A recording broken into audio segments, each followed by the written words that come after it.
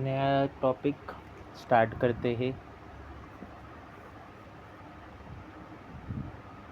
आज ट्राई करेंगे इसको कंप्लीट करने के लिए।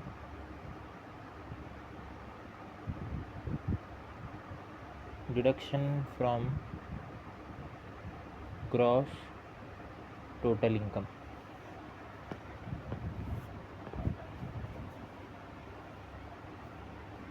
अब डिडक्शन क्या है, रिस्ट्रिक्टेड है किसमें, to gross total income, and deduction क्या है, can not be carry forward.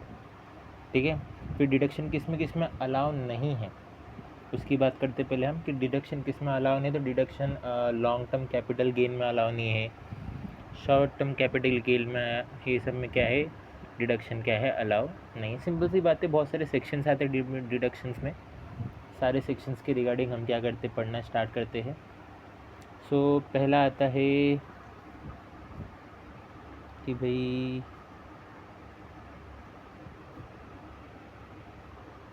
Payment related deduction. Okay, इसमें पहला जो अपना आएगा सेक्शन, पहला section first section 80C, that is specified investment।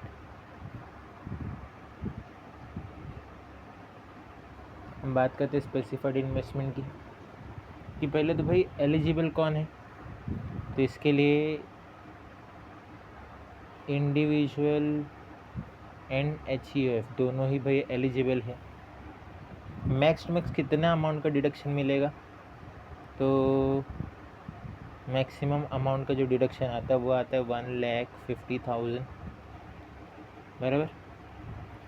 फिर इसमें क्या क्या चीज़ आएगा, जैसे हम लोग देखते हैं, जैसे अगर सपोज किसी ने लाइफ इंश्योरेंस प्रीमियम लिया है ना, क्या लिया, LIP, लाइफ इंश्योरेंस प्रीमियम, बराबर, फॉर इंडिविजुअल या फिर for any member. For individual में अभी वो सेल्फ हो सकता है, स्पाउस हो सकती है, या फिर चिल्ड्रंस हो सकते हैं, और एक HUF के लिए कोई भी मेंबर हो सकता है, कोई भी मेंबर।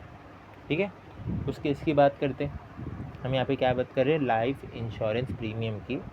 इसमें इंडिविजुअल और HUF दोनों के लिए रहेगा। तो उसमें कुछ कंडीशंस है। कंडीशंस क्या कहता है कि जो पॉलिसी है वो इशू होना चाहिए, इशूड बिफोर कब, 1/4/2012, 1/4/2012, बराबर। तो डिडक्शन कितना मिलेगा, डिडक्शन रहेगा कि भाई जो भी प्रीमियम पेड किया है, जो भी प्रीमियम पेड किया है, या फिर 20% ऑफ पॉलिसी वैल्यू, दोनों में से जो भी लोअर रहेगा, इसमें क्या मिलेगा, डिडक्शन। डिडक्शन क्या रहेगा कि भाई अगर पॉलिसी बिफोर है 1/4/2012, तो जो प्रीमियम पेड किया है, फिर जो भी 20% पॉलिसी रहेगा उस पर मिलेगा। अब अगर पॉलिसी इशू किया है आफ्टर या फिर ऑन, आफ्टर और ऑन 1/4/2012, कि भाई 1/4/2012 या फिर उसके बाद अगर इशू हुआ है, उस केस में कितना मिलेगा, तो उस केस में सेम रहेगा कि भाई प्रीमियम कितना पेड किया है, ठीक है, या फिर 10% of policy value, 10% of policy value, दोनों में से जो भी लोअर रहेगा वो क्या हो जाएगा, मेरा डिडक्शन। ओके, ये पहला कंडीशन। ये दूसरा, एक और कंडीशन आता है कि भाई अगर पॉलिसी इशू है या फिर ली गई है, इशू ऑन और आफ्टर कब, 1/4/2013, बराबर। और वो किसके लिए, अगर वो पर्सन क्या है, डिसेबल है, या फिर पर्सन क्या है, सफरिंग फ्रॉम स्पेसिफिक कोई स्पेसिफाइड डिजीज़। ये किसके लिए आ रहा है, पर्सन विद डिसेबिलिटी, PWD या फिर कोई स्पेसिफाइड डिजीज़ है पर्सन को, स्पेसिफाइड क्या है, डिजीज़ है, उस केस में कितना हो जाएगा, उस केस में भी हो जाएगा भाई पर्सन ने प्रीमियम कितना पेड किया, ओके, या फिर 15% of policy value, 15% of policy value. इन दोनों में से जो भी लोअर रहेगा वो डिडक्शन में जाएगा, इन दोनों में से जो भी लोअर रहेगा वो किस में जाएगा, डिडक्शन में। सिंपल सा है ना। ये क्या लिया है, लाइफ इंश्योरेंस प्रीमियम, ठीक है। तो डिडक्शन मैक्सिमम अमाउंट कितना मिलेगा, 1.5 लाख का, लेकिन उसमें कंडीशन है कि भाई अगर 1/4/2012 से पहले लिया है तो प्रीमियम जो पेड किया था या फिर 20% ऑफ पॉलिसी वैल्यू जो भी लोअर रहेगा, 1/4/12 या उसके बाद है तो प्रीमियम पेड किया फिर 10% ऑफ पॉलिसी वैल्यू। 1/4/2013 इसमें किसके लिए है, ये PWD वालों के लिए है या फिर कोई स्पेसिफाइड डिजीज़ वाले पर्सन के लिए। उस केस में भाई कितना प्रीमियम पेड किया है या फिर 50% ऑफ पॉलिसी वैल्यू। कुछ डाउट इसमें नहीं। फिर इसमें एक और आता है जिसे amount paid in public provident fund, उसमें भी डिडक्शन है। फिर अगर मैं स्टैट्यूटरी प्रोविडेंट फंड में या फिर रिकॉग्नाइज प्रोविडेंट फंड में पे कर रहा हूँ या फिर अप्रूव सुपरनेशन फंड में पे कर रहा हूँ तो उसमें भी क्या है, डिडक्शन अवेलेबल रहेगा, ठीक है। तो ऐसे बहुत सारे क्या है ऑप्शन है जिसमें क्या है, डिडक्शंस अवेलेबल है। तो यहाँ पे समझा होगा, ये वाला इजी है। नेक्स्ट हम बात करते हैं सेक्शन 80, अच्छा सेक्शन लिखा नहीं, सेक्शन 80CCC। इसमें क्या आएगा, कंट्रीब्यूशन टू पेंशन फंड, ठीक है, contribution to pension fund of LIC और अदर इंश्योरेंस कंपनी, ठीक है। तो इसमें एलिजिबल कौन है, इंडिविजुअल एंड HUF। कितना डिडक्शन अलाउ है, ₹1,50,000, सेम है। तीसरा आता है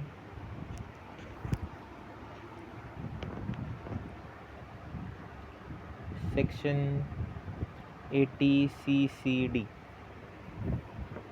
ये क्या हो गया, contribution A pension scheme of central government या फिर नेशनल पेंशन स्कीम।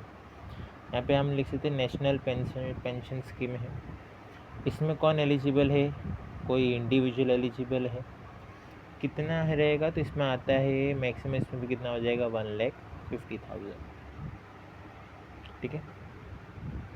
अब इसमें कुछ चेंजेस आता है, इसमें कुछ चेंजेस होता है, इसमें कुछ और भी आएगा। एक आता है सेक्शन, इसमें सेक्शन 80CCD1। 80CCD1 कहता है कि भाई पहले चेक करो जो एम्प्लॉय है वो कैसा है,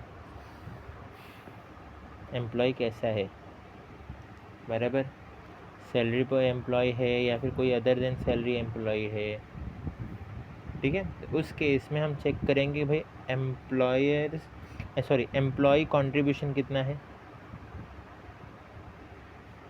या फिर 10% ऑफ सैलरी। दोनों में से जो भी लोअर रहेगा वो क्या हो जाएगा, यहाँ पे यूज़ होगा। दोनों में से जो भी लोअर रहेगा वो क्या होगा, यहाँ पे यूज़ होगा। अगर अदर देन सैलरी एम्प्लॉय है तो भाई जो भी असेसी है उसका कंट्रीब्यूशन कितना है टूवर्ड PF या फिर 20% ऑफ ग्रॉस टोटल इनकम या फिर 20% ऑफ ग्रॉस टोटल इनकम। उसमें से चेक करेंगे भाई लोअर कौन सा है, उसमें से चेक करेंगे लोअर कौन सा है। फिर एक और आता है इसके अंदर सेक्शन 80CCD1B। ये क्या कहता है कि एडिशनल डिडक्शन और अलाउ है, कितना, अप टू 50,000, अप टू 50,000 जिसमें कंट्रीब्यूशन क्या रहेगा, कवर्ड रहेगा अदर देन, सॉरी हम सिंपल कह सकते हैं कि अगर इसमें क्या है, ये क्या कहता है कि इसमें 50,000 का और डिडक्शन अलाउ है, लेकिन वो इसके बाहर रहेगा। वो सेक्शन CC-D1 के बाहर की बात है कि भाई अगर कोई SSC है जो सेक्शन CC-1D अप्लाई नहीं कर रहा है, उसके बाद सेक्शन C80CC-D1 भी अगर वो यूज़ करेगा तो उसको 50,000 का डिडक्शन और मिलेगा। फिर एक आता है अपना सेक्शन 80CC-D2, ये एम्प्लॉयर्स कंट्रीब्यूशन की बात करते हैं। इसमें हम किसकी बात करते हैं, employers contribution to national pension scheme, कि भाई यहाँ पे एम्प्लॉयर क्या कंट्रीब्यूट कर रहा है, इसमें नेशनल पेंशन स्कीम में, ठीक है। तो उसमें कितना डिडक्शन अलाउ रहेगा, सेम उसमें हो जाएगा कि भाई एम्प्लॉयर ने कितना कंट्रीब्यूट किया, ये या फिर 10% और 14% ऑफ सैलरी, दोनों में से जो भी लोअर रहेगा, दोनों में से जो भी लोअर रहेगा, ठीक है। अब 14% किसके लिए आएगा, अगर वो गवर्नमेंट एम्प्लॉय है। 10% किस में आएगा, वो private employ other than government employ. लेकिन यहाँ पे एक चीज़ हम लोग ये भी कह सकते हैं कि अगर कोई भी पर्सन टैक्स रिजिम जो है 115 BAC जो अगर अप्रूव कर रहा है, अपना जो नया टैक्स रिजिम अगर वो यूज़ करेगा तो उसके लिए कितना हो जाएगा, 14% हो जाएगा। समझा क्या बोला मैं, 14% पहले नॉर्मली गवर्नमेंट एम्प्लॉय के लिए रहेगा, 10% अदर देन गवर्नमेंट एम्प्लॉय, पहला ही पॉइंट। अब कोई पर्सन जो नॉर्मल अपना टैक्स कैलकुलेट करने के लिए कौन सा स्कीम यूज़ करता है, न्यू या ओल्ड, अगर डिफ़ॉल्ट न्यू स्कीम है तो उसके लिए क्या हो जाएगा, 14% यहाँ पे वो किसके लिए रहेगा, इस करंट ईयर के लिए। करंट ईयर समझ में, मतलब जब भी हम कैलकुलेट करते तो ये करंट ईयर में हम करते हैं ना, हाँ तो इसके लिए हो जाएगा ये। असेसमेंट ईयर में हम प्रीवियस ईयर का कैलकुलेट करते हैं ना टैक्स कितना रहेगा, हाँ तो अगर इसमें क्या चूज़ कर रहे हो उसके हिसाब से 14% रहेगा। नेक्स्ट आगे बढ़ते हैं।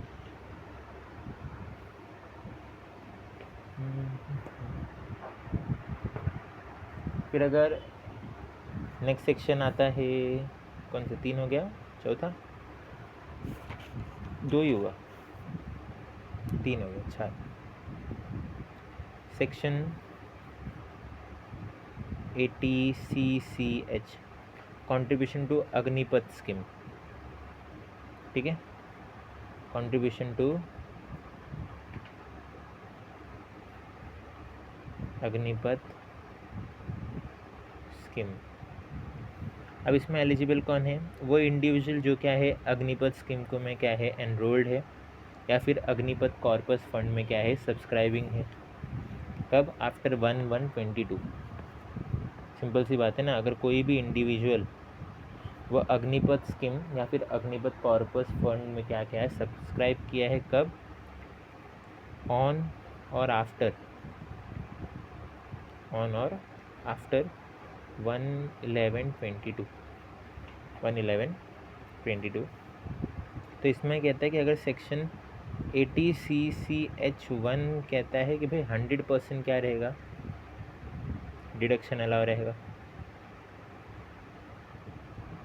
100%। फिर सेक्शन 80CCH2 क्या कहता है कि 100% डिडक्शन रहेगा, जो CG का इसमें क्या रहेगा कंट्रीब्यूशन रहेगा, CG का क्या रहेगा जिसमें कंट्रीब्यूशन रहेगा उसमें क्या रहेगा 100%। कितना सिंपल सी बात है कि भाई इस स्कीम के अंदर कोई भी अगर मनी कुछ भी टाइप का पैसा जमा है तो वो क्या रहेगा, एग्जेम्प्ट रहेगा पूरी तरह से टैक्स से।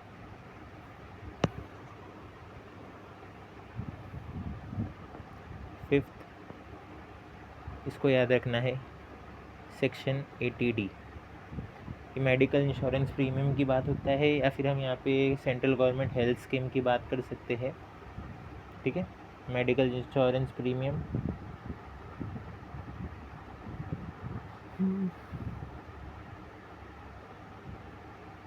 अब इसमें के लिए एलिजिबल कौन है, इसमें एलिजिबल है इंडिविजुअल एंड HUF, ठीक है। अब यहाँ पे इंडिविजुअल कौन होगा, जैसे कोई इंडिविजुअल खुद, स्पाउस, फिर डिपेंडेंट पेरेंट्स, डिपेंडेंट चिल्ड्रंस, ठीक है। और HUF में क्या हो जाएगा, एनी मेंबर ऑफ HUF, है ना। अब यहाँ पे क्वेश्चन आता है कि भाई पेमेंट का मोड क्या होना चाहिए, any mode other than cash, any mode other than cash. लेकिन अगर हम बात करें कि भाई प्रिवेंटिव हेल्थ चेकअप है तो उस टाइम पे हम कैश पे कर सकते हैं, तो डिडक्शन किससे रहेगा, ठीक है। डिडक्शन की बात कर रहे थे कि डिडक्शन कितना अलाउ रहेगा, बोला अगर कोई मेडिकल प्रीमियम इंश्योरेंस है, किसके लिए, सेल्फ हो गया, स्पाउस हो गया, फिर डिपेंडेंट पेरेंट्स से, डिपेंडेंट चिल्ड्रन से, है ना, तो उसमें कितना मैक्सिमम अलाउ रहेगा, तो मैक्सिमम अप टू 25,000 क्या रहेगा, अलाउ रहेगा। मैक्सिमम अप टू कितना अलाउ रहेगा, 25,000। मैक्सिमम डिडक्शन कितना अलाउ है, ₹25,000। फिर अगर CG हेल्थ चेकअप है, CG हेल्थ स्कीम जो रहता है उसमें सिर्फ डिपेंडेंट चिल्ड्रन, स्पाउस और सेल्फ खुद के लिए अप्लाई रहता है वो, बराबर, पेरेंट्स के लिए अप्लाई नहीं रहता है, तो उसमें मैक्सिमम कितना अलाउ रहेगा डिडक्शन, 25,000, है ना। तो सिंपल सी बात है कि भाई कितना मैक्सिमम हेल्थ इंश्योरेंस में कितना डिडक्शन रहेगा, 25,000। लेकिन वहाँ पे एक चीज़ हम कह सकते हैं कि अगर सीनियर सिटीज़न है जिनका एज क्या है 60 और मोर, एज कितना है 60 और मोर, उस केस में डिडक्शन कितना हो जाएगा, अगर कोई सीनियर सिटीज़न है जिनका एज कितना है 60 और मोर, उस केस में डिडक्शन कितना है, उस केस में सिंपल हो जाएगा 50,000, कितना हो जाएगा 50,000। समझ में आया, देखो सिंपल सा है। मेडिकल इंश्योरेंस की बात कर रहे थे, 25,000 रहेगा डिडक्शन, और अगर कोई सीनियर सिटीज़न है उस केस में कितना रहेगा, 50,000। अब क्वेश्चन यहाँ पे एक चीज़, क्वेश्चन हम एक चीज़ भी ये कह सकते हैं कि अगर कोई प्रिवेंटिव हेल्थ चेकअप है तो उस केस में जो एग्रीगेट अमाउंट रहना चाहिए वो 5,000 से एग्जिट नहीं होना चाहिए, 5,000 से एग्जिट होना नहीं चाहिए, ये याद रखना सिंपल कि भाई मेडिकल इंश्योरेंस प्रीमियम में होगा क्या, इतना ही है, सिंपल सा टॉपिक। फिर 6 आता है सेक्शन 80DD, ये भी medical treatment and maintenance of handicap dependent resident relatives की बात करते हैं हम। तो मेडिकल ट्रीटमेंट है किसके लिए है, फॉर हैंडीकैप रिलेटिव्स।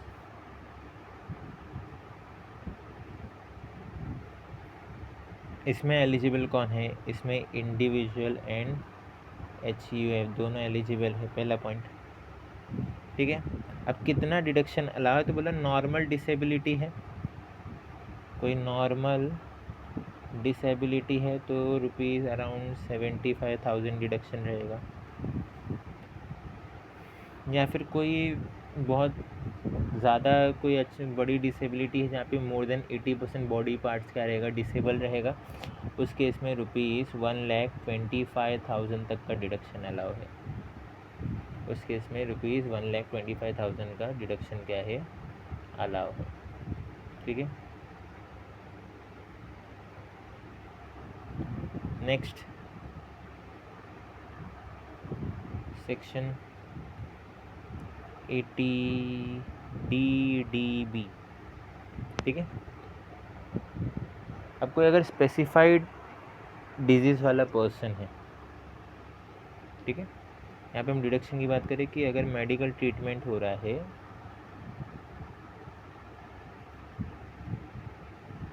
किसका, स्पेसिफाइड डिजीज़ पर्सन, किसका, किसी स्पेसिफाइड डिजीज़ पर्सन का, तो क्या रहेगा, तो सिंपल से पहले एलिजिबल कौन है, इंडिविजुअल एंड HUF, कि भाई ये दोनों एलिजिबल है इसके लिए। अब डिडक्शन कितना रहेगा, अमाउंट देख लेते कि अमाउंट ऑफ डिडक्शन कितना रहेगा, तो अमाउंट ऑफ डिडक्शन मान लो कि भाई एक्चुअल एक्सपेंस कितना लगा, कि एक्चुअल में कितना खर्च हो गया, फिर दूसरा जो रहेगा मैक्सिमम कितना होना चाहिए, या तो 40,000 या फिर 1 लाख, जो मैक्सिमम अलाउ है वो कितना रहेगा, या तो 40,000 या फिर 1 लाख। अभी 40,000 और 1 लाख का मतलब क्या हो गया? मतलब कोई नॉर्मल केस हो तो 40,000, कोई सीनियर सिटीज़न का केस रहेगा तो 1 लाख। फिर इन दोनों में से जो भी लोअर रहेगा वो आ जाएगा इधर अमाउंट। उसमें से मैं माइनस करूँगा क्या कि भाई इंश्योरेंस क्लेम कितना है, रिसीव कितना है, इंश्योरेंस क्लेम रिसीव, बराबर। तो मुझे क्या मिलेगा? डिडक्शन अमाउंट सिंपल से था ना, कैलकुलेट करना। क्या करना है कि भाई एक्चुअल में कितना लगा, मैक्सिमम कितना उसमें डिडक्शन लगा। 40,000 से 1 लाख, 40,000 नॉर्मल के लिए, 1 लाख सीनियर सिटीज़न के लिए। फिर उससे मुझे लोअर जो भी रहेगा, दोनों में से जो भी लोअर रहेगा वो इधर मिल गया। उसमें से इंश्योरेंस क्लेम रिसीव को मैं माइनस करूँगा, मुझे क्या मिल जाएगा? Amount of deduction. नेक्स्ट बात करते हैं 8वां, section 80U, that is deduction for handicap assessee. तो भाई हैंडीकैप असेसी के केस में क्या रहेगा? अलाउ कौन है? इंडिविजुअल। कितना डिडक्शन अलाउ है कि अगर कोई नॉर्मल है 75,000, स्पेसिफाइड डिजीज स्पेसिफाइड है जिसमें 80% या ज़्यादा बॉडी क्या है, पूरा काम नहीं है, तो 1,25,000। सिंपल से था। नेक्स्ट बात करें,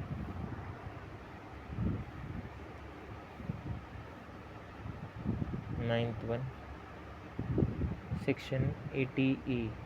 ये आता है interest on loan for higher studies in higher education in India और अब्रॉड।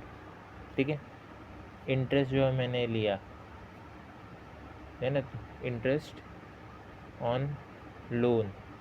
अब लोन किसके लिए लूँगा? फॉर हायर एजुकेशन के लिए। कहाँ पे? या तो इन इंडिया या फिर अब्रॉड। तो इस केस में एलिजिबल कौन है? इंडिविजुअल एलिजिबल है। ठीक है, अब अमाउंट कितना इसमें डिडक्शन के लिए अलाउ है? जो भी इंटरेस्ट अमाउंट रहेगा for the period of 8 consecutive year starting from the year in which assessee start paying interest. भाई जो भी इंटरेस्ट अमाउंट है for a period of 8 consecutive, a period of 8 consecutive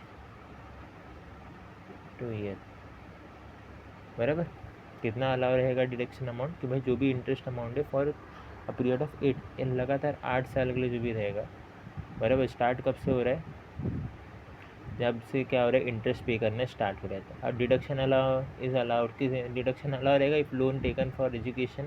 देखो सिंपल सी बात है, यहाँ पे लोन लिया है हाई एजुकेशन के लिए, तो उसमें इंटरेस्ट पे करा तो उस पर की डिडक्शन मिलेगा क्या? हाँ मिलेगा, लेकिन उसके लिए डिडक्शन चेक करना पड़ेगा कि भाई 8 साल कंटिन्यू साल के लिए कितना पे हुआ है। ठीक है, अब इसके ऊपर क्या है, मैं इंटरेस्ट खुद के लिए ले सकता हूँ, स्टूडेंट्स के लिए ले सकता हूँ। ठीक है, तो उस पर डिपेंड, वो सब के लिए क्या है? डिडक्शन अलाउ है। फिर 10th आएगा सेक्शन 80EE। अब यहाँ पे हम बात करते हैं कि भाई हाउसिंग लोन है अगर, तो उस पर डिडक्शन है क्या? तो इसमें कौन एलिजिबल है? इंडिविजुअल एलिजिबल है। डिडक्शन अमाउंट कितना है भाई? Maximum around 50,000। उसमें भी कंडीशन है कि भाई लोन कहाँ से होना चाहिए, बैंक से या फिर फाइनेंशियल इंस्टीट्यूशन से। ठीक है, फिर परचेस अमाउंट कितना रहना चाहिए घर का? परचेस अमाउंट घर का रहना चाहिए अप टू 50 लाख। सेंक्शन कब होना चाहिए? ये होना चाहिए 1/4/16 से 31/3/17 के बीच में। ठीक है, लोन कितने का रहना चाहिए? 35 लाख का। लोन कितने का रहना चाहिए? Loan amount up to 35 lakh का। समझ में आया? क्या बोला है, होम लोन में डिडक्शन अलाउ है, हाँ, लेकिन किसके लिए, इंडिविजुअल के लिए। कितना, 50,000 का। कितना रहना चाहिए purchase price, PP, purchase price 50 lakh का। कब सेंक्शन होना चाहिए कि भाई 1/4/16 से लेके 31/3/17 के बीच में। मैक्सिमम लोन कितना होना चाहिए, 35 लाख, 35 लाख का। नेक्स्ट आता है section 80E same deduction respect of home loan. यहाँ पे भी हम होम लोन की बात करेंगे, हाउस लोन, कि भाई जो इंटरेस्ट है कितना रहेगा।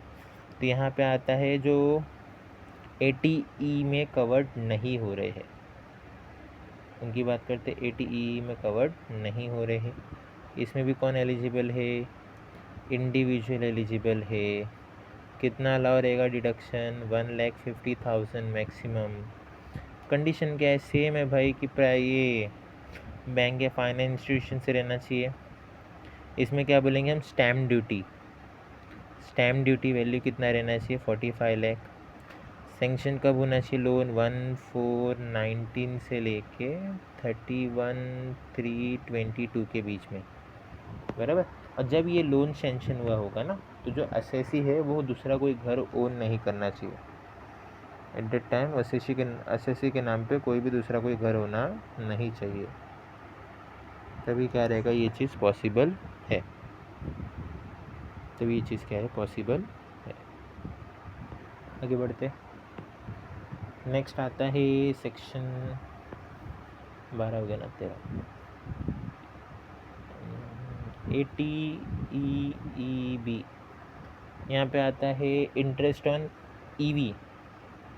EV loan. इलेक्ट्रिक व्हीकल लिया ना लोन पे, उस पर जो इंटरेस्ट रहता है उस पर डिडक्शन अलाउ है क्या, कौन एलिजिबल है, इंडिविजुअल। कितना मैक्सिमम अलाउ है, 1,50,000 का। कंडीशन क्या है कि लोन कहाँ से होना चाहिए, लोन होना चाहिए बैंक से या फिर किसी फाइनेंशियल इंस्टीट्यूशन से, जिसमें हम NBFC भी इंक्लूड कर सकते हैं, नॉन बैंकिंग फाइनेंस कॉरपोरेशन रहते हैं ना। सेंक्शन का डेट क्या होना चाहिए, ये होना चाहिए 1/4/19 से लेके 31/3/23, 31/3/23। अगर इसके बीच में है तो अलाउ रहेगा।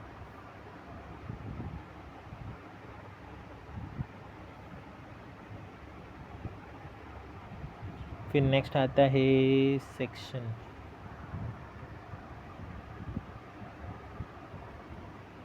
अच्छा सॉरी दिख रहा नहीं था, देखो ये डेट सेंक्शन इसका है, हाउस लोन 80EE का, 80EEB का ये डेट क्या है, सेंक्शन डेट है, इसके बीच में रहेगा तो ये क्या है, डिडक्शन अलाउ है। नेक्स्ट आता है सेक्शन 80G, ये होता है अपना डोनेशन, ठीक है। कौन इसमें है एलिजिबल, हर कोई। कौन एलिजिबल है, हर कोई।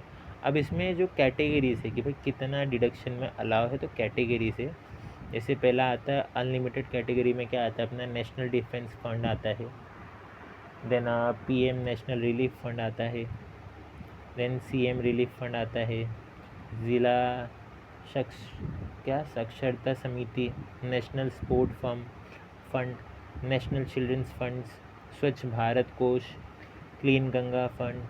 सो दिस आर सम क्या है कैटेगरीज, ये कुछ फंड्स है जिसमें क्या 100% क्या डिडक्शन अलाउ है। फिर उसके बाद लिमिटेड कैटेगरी में जैसे आता है कि डोनेशन टू गवर्नमेंट या local authority for promoting family planning के लिए अलाउ है, इसमें 100%, है ना। फिर उसके बाद कुछ आते हैं जैसे donation for house developing authority, उसमें 50% रहेगा। फिर रेनोवेशन और रिपेयर ऑफ टेम्पल्स के लिए उसमें भी क्या रहेगा, 50%। पब्लिक चैरिटेबल ट्रस्ट है, उसमें भी क्या रहेगा, 50%, ठीक है।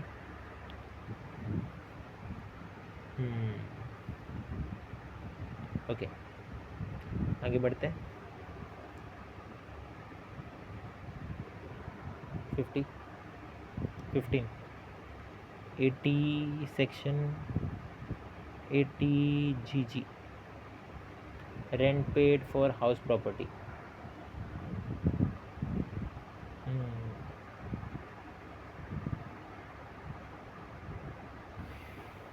Rent paid for house property.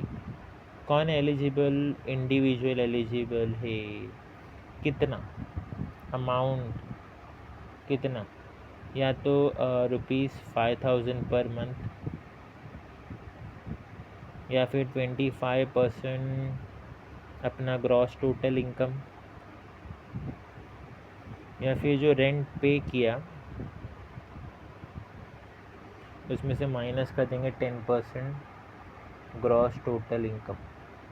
इन तीनों में से चेक करेंगे लोअर कौन सा है, लोअर, बराबर। इन तीनों में से चेक करेंगे लोअर कौन सा है। सिंपल है ना। नेक्स्ट आता है 16 सेक्शन 80G(G)(A). फिर यहाँ पे आता है कोई साइंटिफिक रिसर्च या फिर रूरल डेवलपमेंट के लिए अगर कोई डोनेशन हो रहा है, इसके लिए साइंटिफिक रिसर्च और रूरल डेवलपमेंट, तो इसमें अब आएगा कौन, हर कोई आएगा। फिर उसके बाद डिडक्शन कितना अलाउ है, 100% भाई, जितना डोनेशन हो रहा है, बराबर। यहाँ पे एक चीज़ सिर्फ है कि अगर डोनेशन अमाउंट 2000 से ज़्यादा है सो वो हमेशा के वो क्या रहेगा, should be made other than cash, should be made other than cash, simple सा था। 17 क्या है, डोनेशन है पॉलिटिकल पार्टीज़ को, सेक्शन 80G(G)(A), GGB या फिर 80G(G)(C), किसके लिए, पॉलिटिकल पार्टी, ठीक है। 80G(G)(B) किसके लिए आता है, कंपनी के लिए है कि कोई कंपनी दे रही है और ये कोई अदर देन कंपनी हो गया, कोई पर्सन हो गया। कितना अमाउंट डिडक्शन है, जितना उन लोग दे रहे हो पूरा क्या रहेगा, डिडक्शन में रह जाएगा। और डोनेशन किस में रहना चाहिए, कैश में, डोनेशन किस में रहना चाहिए, कैश में। सिंपल था ना, इजी है।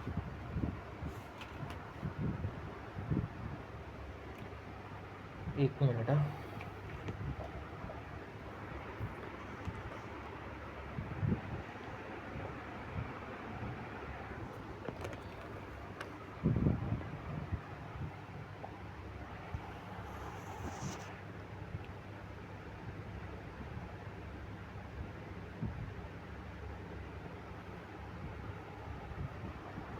नेक्स्ट बात करते हैं हम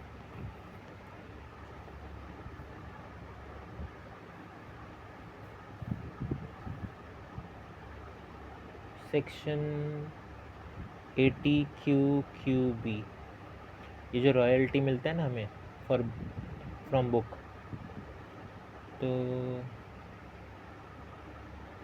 royalty from books of literacy, artistic या फिर साइंटिफिक नेचर, ठीक है। तो इसमें कौन अलाउ है, इंडिविजुअल रेसिडेंट अलाउ है।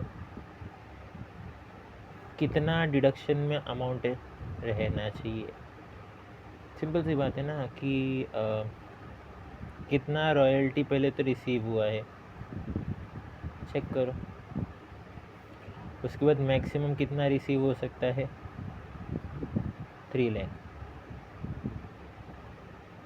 है ना। दोनों में से जो भी लोअर रहेगा, दोनों में से जो भी क्या रहेगा, लोअर। लेकिन अगर बोला कि सपोज रॉयल्टी में लमसम रॉयल्टी मिल रहा है, लमसम रॉयल्टी है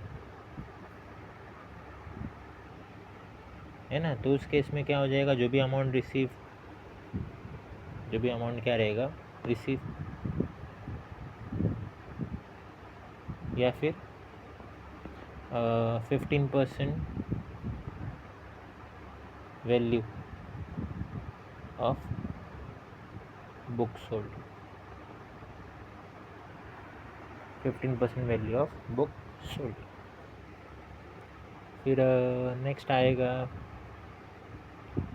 सेक्शन 80RRB। ये क्या हो गया, ये हो गया रॉयल्टी फ्रॉम पेटेंट,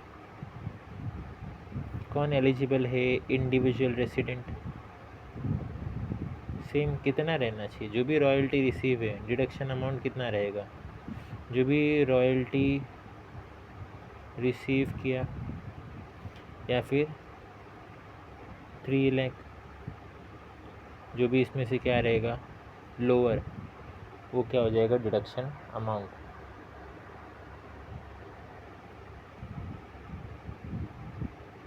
फिर उधर एक चीज़ और हम कह सकते हैं कि भाई ये जो दो अपना सेक्शन था 80 QQB और QQRRB में, इसमें क्या है कि अगर जो रॉयल्टी है वो आउटसाइड इंडिया अर्न की गई है तो डिडक्शन तभी अलाउ रहेगा कि अगर ये सच टाइप ऑफ जो रॉयल्टी का अमाउंट है इसको मैं सिर्फ इंडिया में लेके आऊँगा, किसमें? इन कन्वर्टेबल फॉरेन एक्सचेंज में विद इन 6 मंथ। सिंपल सी बात है ना, अगर रॉयल्टी आउटसाइड इंडिया अर्न हो रही है तो डिडक्शन कब अलाउ रहेगा? जब मैं इस अमाउंट को इंडिया में लेके आऊँगा, किसमें? कन्वर्टेबल फॉरेन एक्सचेंज में। कन्वर्टेबल फॉरेन एक्सचेंज में कब? 6 month from the end of previous year, या फिर जो भी RBI टाइम क्या करेगा अलॉट करेगा, अभी जो भी RBI क्या करेगा टाइम अलॉट, इन दोनों में से चेक करेंगे हम, ऐसा रहेगा। नेक्स्ट अभी आता है अपना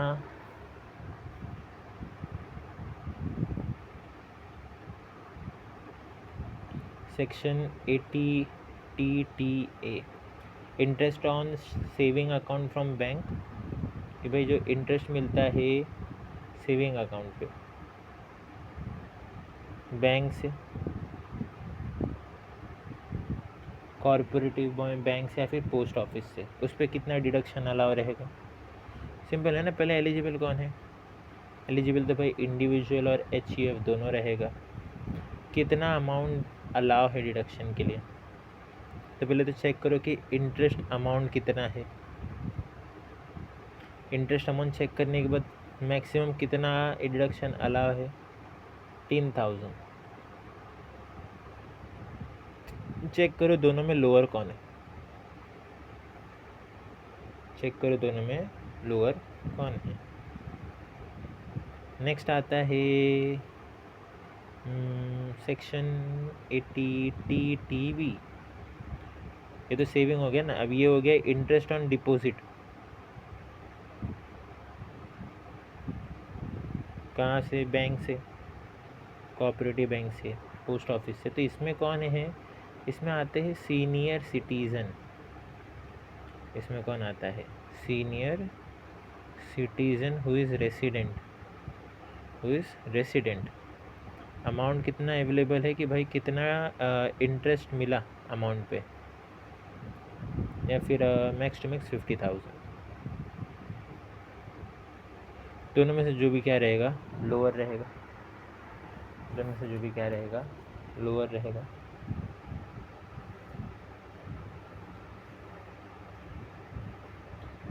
फिर उसके बाद आता है अपना सेक्शन 10A।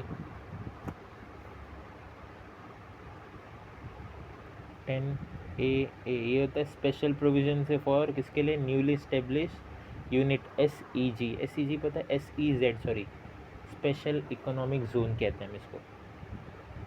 इनको थोड़ा खास क्या रहना रहता है, डिडक्शंस के लिए छूट मिली रहती है। हम इसमें बात करते हैं SEZ, सोशली इकोनॉमिक जोन्स। अब बोला इसमें कितना अमाउंट ऑफ डिडक्शन अलाउ है? तो सिंपल सी बात है कि भाई स्टार्टिंग के फर्स्ट 5 असेसमेंट ईयर के लिए 100% क्या रहेगा? एक्सपोर्ट प्रॉफिट डिडक्शन रहेगा। फिर फर्स्ट होने के बाद next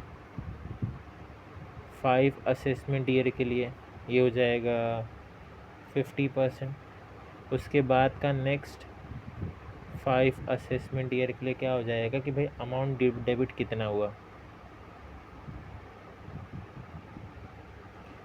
to PNL account and credit to SEZ re investment allowance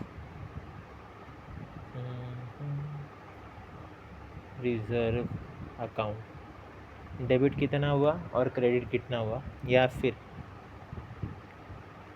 50% of export profit, 50% of export profit. अब किसी ने पूछा how to calculate export profit, export profit है ना, वो तो आ जाएगा, कैलकुलेट तो दिया ही रहेगा, उसका इतना कुछ प्रॉब्लम नहीं है।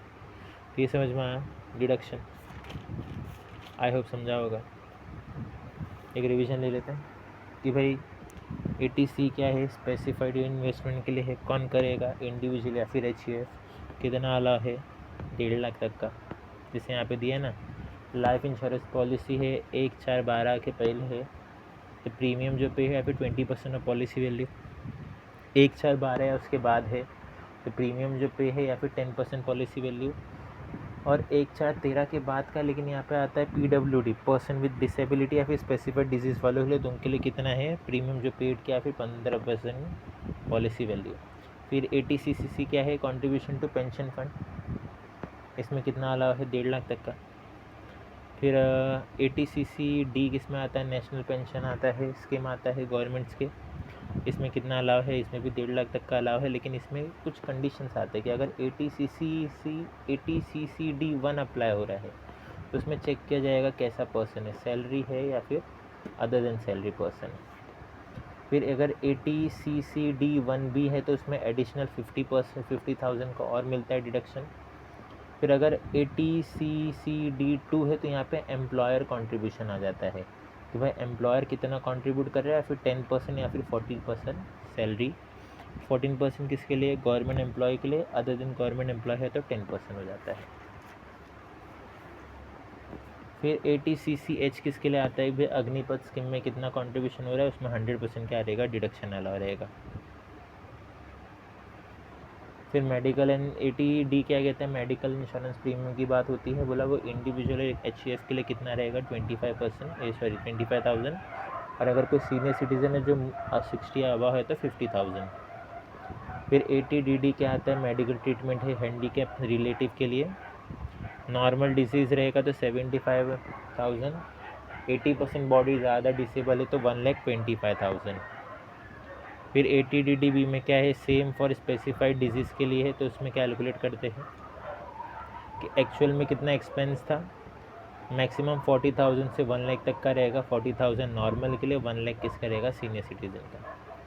उसमें से जो भी इंश्योरेंस क्लेम किया उसको अगर मैं माइनस कर दूँ तो मुझे क्या मिल जाएगा, डिडक्शन अमाउंट।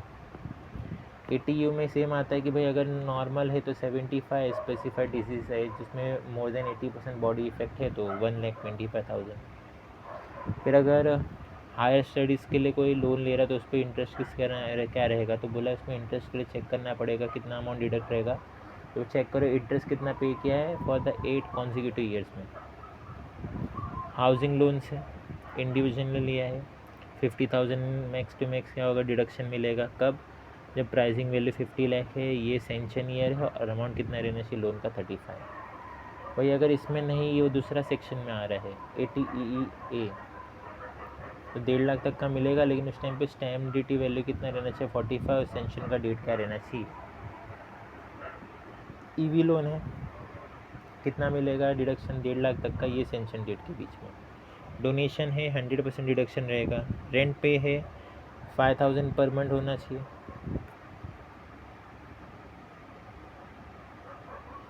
ठीक है, या फिर 25% ऑफ क्या रहेगा, ग्रॉस टोटल इनकम, या फिर rent paid minus 10% gross total, जो भी लोअर रहेगा वो। फिर साइंटिफिक रिसर्च के लिए 100% उसमें क्या रहेगा, डिडक्शन रहेगा। उसमें एक चीज़ था कि अगर 2,000 के ऊपर है तो वो अदर देन कैश होना चाहिए। पॉलिटिकल पार्टी को कुछ पे करे तो वो भी 100% डिडक्शन रहेगा। रॉयल्टी रिसीव हो रहा है तो उसमें कितना अमाउंट मिला, या फिर मैक्स टू मैक्स 3 लाख, दोनों में से जो भी रहेगा लोअर वो यूज़ होगा। फिर अगर इंटरेस्ट ऑन सेविंग अकाउंट है कि भाई कितना इंटरेस्ट मिला, या फिर मैक्सिमम 10,000, जो भी लोअर रहेगा। डिपॉजिट की बात करें सीनियर सिटीज़न के लिए तो कितना इंटरेस्ट मिला, या फिर 50,000। फिर हम बात करते हैं SEZ, इसमें क्या है, फर्स्ट 5 ईयर्स के लिए 100%, नेक्स्ट 5 ईयर्स के लिए 50%। नेक्स्ट 5 ईयर के लिए भाई अमाउंट कितना डेबिट हुआ PNL बैंक अकाउंट में, और क्रेडिट किस में हुआ कि SEZ re investment allowance reserve में, या फिर 50% ऑफ एक्सपोर्ट प्रॉफिट। तो ये था अपना डिडक्शन। आई होप समझ में आया होगा। मिलते हैं नए चैप्टर में नए वीडियो के साथ। Thank you.